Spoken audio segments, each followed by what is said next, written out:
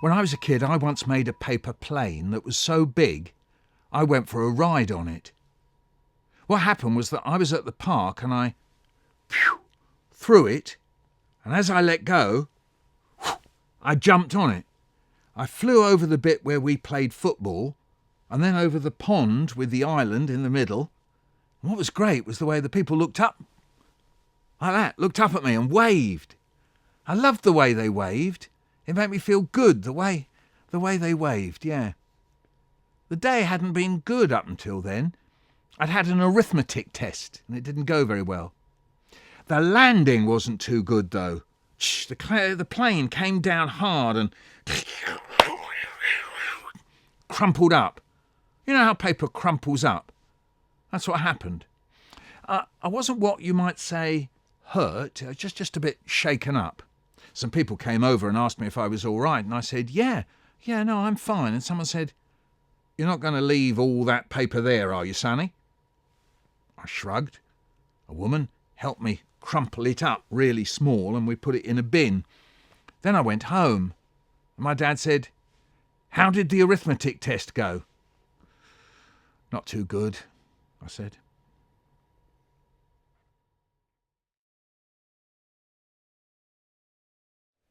Hello, I'm Michael Rosen, and I've written Unexpected Twist, a retelling of the classic Oliver Twist by Charles Dickens. Today I'm going to read chapter 11 to you, where we see the main character, Shona, trying her best to make friends at a new school, much like Oliver himself, as he tries to fit in with the artful Dodger and his friends whilst they go around London pickpocketing innocent people. Chapter 11. By now, Shona had worked out that the place to be at break and lunch times was the wall. Yeah, most boys went off to a place lower down where they ran about like dogs chasing a ball, but now she knew everyone and everyone knew her. The wall was best. Some sat on it, others leaned against it. They weren't allowed to walk on the top of it in case they fell off it and died instantly. But sitting was okay. Shona stood talking to Désolé about how she had once had fried chicken from the place on the Broadway and it tasted like sick. But all the time she was talking, she was checking out Serena. Serena, Serena, Serena. It felt like Serena was a target and Shona was throwing a dart at it. Shona had run through in her mind how it was going to work. She'd be next to Serena, she'd get out her phone, read a message, laugh, and then reply to it. She'd put it back in her pocket and say, "Hey, I haven't got your number." Then the idea was Serena would say, "I haven't got a phone." Shona would say, "I can get you one." And that would sort it. Désolé had moved on to talking about science homework and whether the next test was going to be about climate or not. At the same time, Shona strained to catch what Serena was saying in her place by the wall as she chatted to Rashida. Was she talking about the climate homework too? Désolé was asking her something. "Yeah?"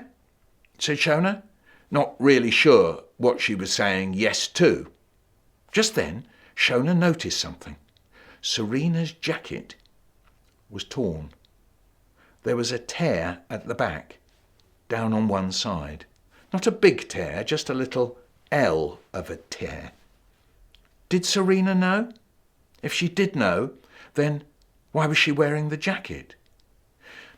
Something about this tear triggered off a chain of thoughts in Shona's mind to do with the jacket and money to buy jackets and money to buy phones, money to pay for using phones, and how it seemed so weird that she and maybe Serena, maybe others, scraped around for money to pay for things, and others like Harry and Sunil seemed to have whatever they wanted. Is it 2 hydrogen atoms and 1 oxygen atom, or the other way round? I can't remember which one the 2 is about. Why did Désolé think that Shona would know? Why was she asking her? Or was Désolé doing it to help her? Just pretending she needed help so that Shona would try to remember the science for the test? If so, that was kind. I think The hydrogen is 2 and the oxygen is 1, Shona said, more guessing than remembering, and thinking of Serena the target, hit with a dart. Why am I doing this? Just because they got me a phone doesn't mean that I have to hook Serena into this. But then, thinking of hooking and being hooked, she thought, why am I hooked? Her mind flashed back to that D8 when all it was about was this boy giving her a phone, which was great, but now it was all about getting Serena hooked in. And she was doing a favour for that Pops guy sitting in his flat with those boys like Gaz and the rest doing little sly laughs. She felt the phone in her pocket. It was so great to have it. Maybe Serena would think like that, longing to have a phone just like she had, and then feeling so great to have one. But still, there was that nagging thing going on in her mind about these boys and the Pops guy. I mean, I get a phone just because I did them that favour with the package from the shop? Really? Maybe there's something else going on and I'm not getting it. I'm not getting it. Her mind finally came to a stop on I'm not getting it. I'm not getting it. Désolé was asking her about evaporation. She was being kind. She could see it in her face. Désolé was getting her to revise right there, by the wall. "Do you get it?" Désolé asked. "No, not really," Shona said, and Désolé took it to mean that Shona hadn't got how evaporation causes cooling. But Shona was somewhere else. Désolé tried to explain once again how a surface that water evaporates from is what cools, yeah? And Shona gripped her phone and said to herself that until she did get what Tino, Gaz, Pops and the others were all doing, then she wouldn't and shouldn't get Serena in on this too. And then, even as she made up her mind and even as she gripped her phone, she had the thought that if she didn't deliver Serena, then couldn't Pops decide to not pay for the connection? Yes, he could, she answered herself. He can do what he wants, him in his little beard and his belly fighting to get out of his shirt and his "have a chocolate, young lady," or whatever. "Go on then," Désolé said.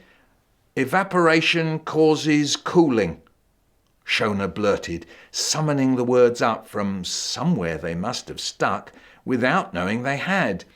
"And that means the surface that the water evaporates from." "Go on." "Evaporates from cools," said Shona. Her voice made a question mark in the air. "Yes!" shouted Désolé, demanding high fives from Shona. The bell went, and Désolé thought, and high fives to me for doing exactly what Miss Cavani asked me to do for Shona.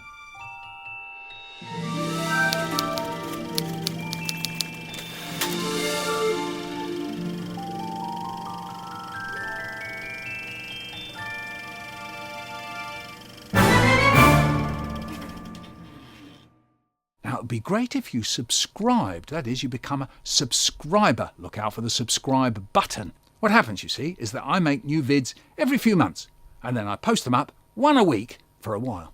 So if you subscribe, you get to see the new ones just as they come hot off the press. Eeeew.